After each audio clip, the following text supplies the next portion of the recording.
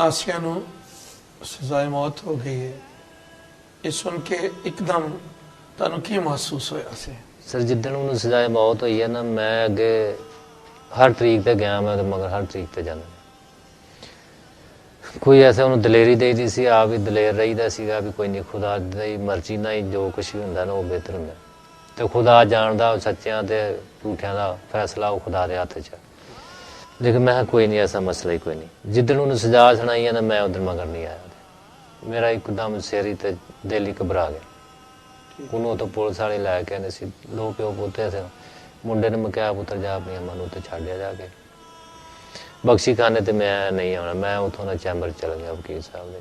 ਉਹਨਾਂ ਮੈਨੂੰ ਪੁੱਛਿਆ ਵੀ ਕੀ ਗੱਲ? ਮੈਂ ਕਿਹਾ ਯਾਰ ਉਹਨੂੰ ਸਜ਼ਾਏ ਮੌਤ ਤੇ ਉਹਨਾਂ ਇੰਨਾ ਜੁਰਮਾਨਾ ਵੀ ਕਰ ਦਿੱਤਾ। ਨਹੀਂ, ਦਿਲ ਨੇ ਗਵਾਹੀ ਨਹੀਂ ਦਿੱਤੀ। ਇਹ ਕਿੰਨੇ ਬੱਚੇ ਨੇ ਤੁਹਾਡੇ? ਬੱਚੇ ਜੀ ਸਾਡੇ 5 ਬੱਚੇ ਨੇ ਤੁਹਾਡੇ। ਅੱਛਾ, ਕਿੰਨੇ ਬੇਟੇ ਕਿੰਨੀਆਂ ਬੇਟੀਆਂ ਨੇ? 4 ਬੇਟੀਆਂ 1 ਬੇਟਾ। ਅੱਛਾ।